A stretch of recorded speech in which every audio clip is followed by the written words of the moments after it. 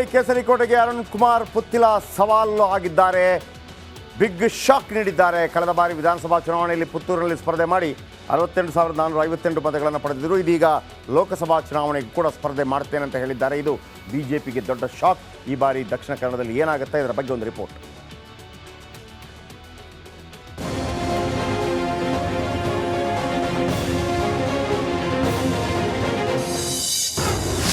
ಲೋಕ ಸಮರಕ್ಕೆ ಅರುಣ್ ಕುಮಾರ್ ಪುತ್ತಿಲ ಸ್ಪರ್ಧೆ fix.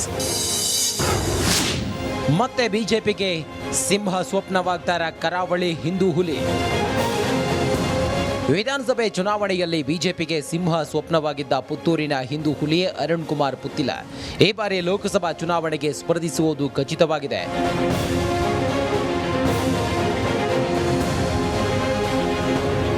BJP ನಾಯಕರೊಂದಿಗಿನ ಮಾತುಕತೆ ವಿಫಲವಾದ ಹಿನ್ನೆಲೆಯಲ್ಲಿ ಪುತ್ತಿಲ ಪಕ್ಷೇತರ ಅಭ್ಯರ್ಥಿಯಾಗಿ ಸ್ಪರ್ಧಿಸಲಿದ್ದಾರೆ. ಮುಂದಿನ ಲೋಕಸಭಾ ಚುನಾವಣೆಯಲ್ಲಿ ನಮ್ಮ ನಾಯಕರಾದ ಅರುಣ್ ಕುಮಾರ್ ಪುತ್ತಿಲ ಅವರು ಸ್ಪರ್ಧೆ ಮಾಡ್ತಾರೆ. ಈ ಹಿಂದೆ ಅರುಣ್ ಕುಮಾರ್ ಪುತ್ತಿಲ ಬಿಜೆಪಿ ಸೇರ್ಪಡೆಗೆ ಹಲವು ಸುತ್ತಿನ ಮಾತುಕತೆ ನಡೆದಿತ್ತು. ಬಿಜೆಪಿ ರಾಜ್ಯಾಧ್ಯಕ್ಷ BY ವಿಜಯೇಂದ್ರ ಭೇಟಿಯಾಗಿ ಹಲವು ಬೇಡಿಕೆ ಸಹ ಇಟ್ಟಿದ್ರು. ಆದರೆ ಬಿಜೆಪಿಯಿಂದ ಸೂಕ್ತ ಉತ್ತರ ಸಿಗದ ಕಾರಣ ಸ್ವತಂತ್ರವಾಗಿ ಸ್ಪರ್ಧೆ ಮಾಡಲು ಮುಂದಾಗಿದ್ದಾರೆ. ಕಳೆದ ವಿಧಾನಸಭಾ ಚುನಾವಣೆಯಲ್ಲಿ ಪಕ್ಷೇತರರಾಗಿ ಸ್ಪರ್ಧೆ ಮಾಡಿದ್ದ ಪುತ್ತಿಲ ಕೇವಲ 4,000 ಮತಗಳ ಅಂತರದಲ್ಲಿ ಪರಾಭವಗೊಂಡಿದ್ರು.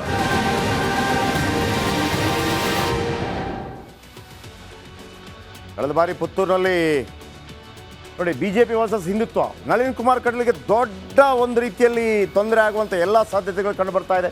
ಬಿಜೆಪಿ ವಿರುದ್ಧ ಸಿಡಿದದ್ದು ಪುತ್ತೂರಿನಲ್ಲಿ ಸ್ಪರ್ಧೆ ಮಾಡಿದ್ರು ಕಳೆದ ಬಾರಿ ಅರುಣ್ ಕುಮಾರ್ ಪುತ್ತಿಲ ಅವರಿಗೆ 62,458 ಮತಗಳು ಪ್ರಾಪ್ತವಾಗಿತ್ತು. ತಾನು ಸೋತರು, ಆದರೆ ಬಿಜೆಪಿಯನ್ನು 3ನೇ ಸ್ಥಾನಕ್ಕೆ ತಗೊಂಡು ಹೋದರು. RSSಗೆ ಪರ್ಯಾಯವಾಗಿ ಪುತ್ತಿಲ ಪರಿವಾರವನ್ನು ಅಸ್ತಿತ್ವಕ್ಕೆ ತಂದಿದ್ದಾರೆ. RSS ವಿರುದ್ಧವೇ ಪುತ್ತಿಲ ಅಚ್ಚರಿಯ ನಡೆ. ವಿಜೇಂದ್ರ ಮನವೊಲಿಕೆಗೂ ಡೋಂಟ್ ಕೇರ್. ವಿಜೇಂದ್ರಗೆ ಮನಸ್ಸಿತ್ತಂತೆ, ಆದರೆ ಇಬ್ಬರು ನಾಯಕರು ತೊಡರುಗಾಲು ಅನ್ನುವಂಥ ಮಾತುಗಳು ಕೇಳಿಬರ್ತಾ ಇದೆ. ದಕ್ಷಿಣ ಕನ್ನಡ ಭಾಗದ ಇಬ್ಬರು ನಾಯಕರು ಯಾರು ಅಂತ ಊಹಿಸ್ಕೊಳ್ಳಿ. ಇನ್ನು ಬಿಜೆಪಿ ಅಭ್ಯರ್ಥಿಗೆ ಹೊಡೆತ ಫಿಕ್ಸ್. ಕಟೀಲ್ ಅವರಿಗೆ ವೆರಿ ಫಸ್ಟ್ ಟೈಮ್, ಒಂದು ವೇಳೆ ಅವರು ಸ್ಪರ್ಧೆ ಮಾಡಿದರೆ ಗೊತ್ತಿಲ್ಲ, ಅವರಿಗೆ ಕೊಡ್ತಾರೆ ಬೇರೆಯವರು ಕೊಡ್ತಾರೆ ಅಂತೇಳಿ. ಬಿಜೆಪಿಗೆ ಯಾಕಂದರೆ 62,000 ವಿಧಾನಸಭಾ ಚುನಾವಣೆಯಲ್ಲಿ ಪಡ್ಕೊಂಡಿದ್ದಾರೆ ಅಂದರೆ ಅಕ್ಕಪಕ್ಕದಲ್ಲೆಲ್ಲ ಅವರ ಫಾಲೋವರ್ಸ್ ಇದ್ದಾರೆ.